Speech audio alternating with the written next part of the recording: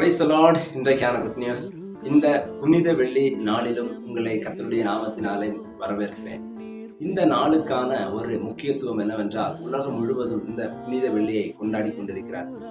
அப்படி என்ன இந்த நாளில் ஒரு வித்தியாசம் இருக்கிறது? எனக்கு பிரியமானவர்களே, 33 வயசில் ஒரு வாலிபன் மனிதனுடைய பாவங்களுக்காக மரிக்கிறார்.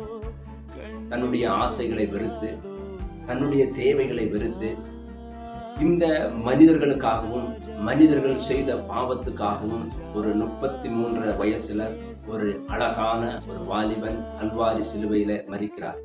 அவருடைய பெயர் தான் இயேசு கிறிஸ்து. இந்த உலகத்துல எத்தனையோ பேர் மரிக்கிறார்கள், ஆனால் எல்லாருடைய மரணத்திலையும் ஒரு அர்த்தம் இல்லை.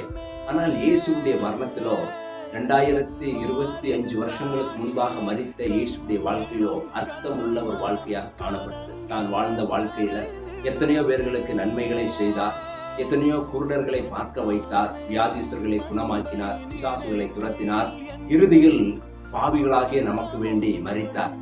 ஆதாமின் பாவத்தின் நிமித்தமாக எல்லா மனிதர்களும் அக்கினிக்குள்ளாக தீர்க்கப்பட்ட பொழுது கர்த்தராகிய இயேசு கிறிஸ்து மரித்து இரத்தம் சிந்தி அக்கினிக்குள்ளாக இருந்த நம்மளை அவருடைய பிள்ளைகளாக மாற்றி நமக்காக பரலோகத்தை திறந்தார்.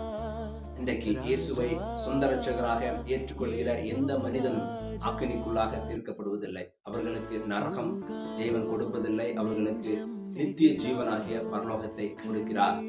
அதுதான் நாம் வாசிக்கும் பொழுது யோவான் 3:16 இப்படியாக சொல்லப்பட்டிருக்கிறது: தேவன் தம்முடைய ஒரே பேரான குமாரனை விசுவாசிக்கிறவன் எவனும் அவன் கெட்டு போகாமல் நித்திய ஜீவனை அடையும்படிக்கு அவரை தந்தருளி இவ்வளவாய் உலகத்தில் அன்பு கூர்ந்தார்.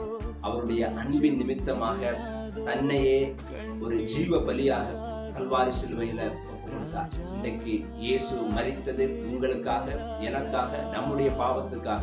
அவரை விசுவாசிக்கிறவர்கள் கெட்டு போகாமல் நித்திய ஜீவனை அடைவார்கள். இந்த வார்த்தையின் மூலமாக கர்த்தர் உங்களை ஆசீர்வதிப்பார். இந்த புனித வெள்ளி உங்களுடைய வாழ்க்கையில அற்புதத்தையும் அதிசயத்தையும் கொண்டு வரும். Have a nice day. God bless you.